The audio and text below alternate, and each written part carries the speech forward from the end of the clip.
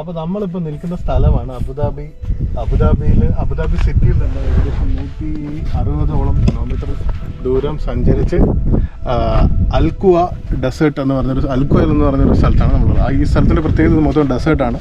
ഇവിടുത്തെ മറ്റൊരു പ്രത്യേകത എന്ന് പറഞ്ഞാൽ ഇവിടെ സീറോ ലൈറ്റാണ്. ലൈറ്റ് പൊല്യൂഷൻ തീരെ തന്നെ ഇല്ലാത്തൊരു സംഭവമാണ്. എന്തുകൊണ്ടെന്നാൽ ഇതിന് 40 കിലോമീറ്റർ ദൂരത്തിലാണ് പിന്നെ ലൈറ്റ് ഉള്ളത്. അതുകൊണ്ട് ലൈറ്റ് പൊല്യൂഷൻ വളരെ കുറവാണ്. അങ്ങും ഇങ്ങും കൂടെ പോകുന്ന കുറച്ച് വാഹനത്തിൻ്റെ വെട്ടം അല്ലാണ്ട് വേറൊരു ലൈറ്റും നമ്മളെ ഡിസ്റ്റർബ് ചെയ്യത്തില്ല. സോ ആയതുകൊണ്ട് തന്നെ ഈ സ്പോട്ടിനെ പറയുന്ന പേരാണ് മിൽക്കിവേ വ്യൂ പോയിന്റ് അബുദാബി. സോ നമ്മൾ ഇന്നിവിടെ വന്നതിൻ്റെ ഉദ്ദേശം എന്ന് പറഞ്ഞു കഴിഞ്ഞാൽ ഒരു ഷൂട്ടിംഗ് സ്റ്റാറിനെ കാണാൻ വേണ്ടിയാണ് നമ്മളിവിടെ വന്നത്. So Seno, what is the name of that shooting star? C 2023 A3 or Tsuchinshan-ATLAS. So ഈ ഷൂട്ടിംഗ് സ്റ്റാർ അതായത് ഇതൊരു കോമറ്റാണ് ബേസിക്കലി. ഈ കോമറ്റിൻ്റെ പിന്നെ ഒരു കോമറ്റ് എന്ന് പറഞ്ഞു കഴിഞ്ഞാൽ എവ്രി 80,000 ഇയേഴ്സിൽ മാത്രം കാണപ്പെടുന്ന ഒരു കോമറ്റാണ് ഈ കോമറ്റ് എന്ന് പറയുന്നത്. സോ ഇനി ഈ കോമറ്റോ ഇതുപോലുള്ള കോമറ്റോ കാണാൻ നമ്മൾ സാക്ഷ്യം വഹിച്ചെന്ന് വരില്ല. സോ അങ്ങനെ ഞങ്ങളെല്ലാം ഇന്ന് ഇവിടെ C 2023 A3 എന്ന് പറഞ്ഞ കോമറ്റിനെ കാണാനായിട്ട് ഇവിടെ വന്ന് ഞങ്ങൾ കുറച്ച് പിന്നെ ഫോട്ടോസ് എടുത്തു. ഫോട്ടോസ് എല്ലാം അഫ്സിൽ പോസ്റ്റ് ചെയ്യുന്നതായിരിക്കും. സോ ഇതിനെ നമ്മൾ ഷൂട്ടിംഗ് സ്റ്റാർ എന്ന് പറയുമ്പോഴത്തേക്കും നിങ്ങൾക്ക് എല്ലാവർക്കും അറിയാമായിരിക്കും എന്താണ് ഷൂട്ടിംഗ് സ്റ്റാർ. ഷൂട്ടിംഗ് സ്റ്റാർ എന്ന് പറഞ്ഞു കഴിഞ്ഞാൽ അതിന് ഒരു വാലുണ്ടാവും, ഒരു ടെയിലുണ്ടാവും. എന്തുകൊണ്ടാണ് അതായത് എല്ലാ കോമറ്റുകളും ഷൂട്ടിംഗ് സ്റ്റാർ എന്ന് നമുക്ക് പറയാൻ പറ്റില്ല.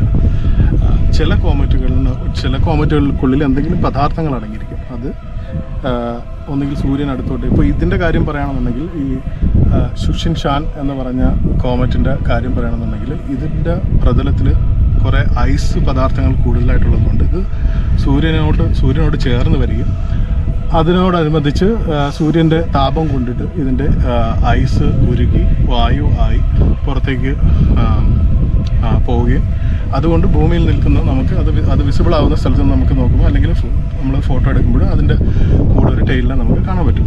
ഇത് അത്രയും മറ്റ് പ്ലാനറ്റുകളോളം ദൂരമുള്ളത് കൊണ്ട് ഇതിങ്ങനെ നമുക്ക് എന്താ പറയുക ഇങ്ങനെ ഓടിപ്പോകുന്നത് നമുക്ക് ഈ സാധാരണ ഭൂമിയോട് അടുത്ത് വരുന്ന കോമറ്റുകളെ പോലെ നമുക്ക് കാണാൻ പറ്റില്ല.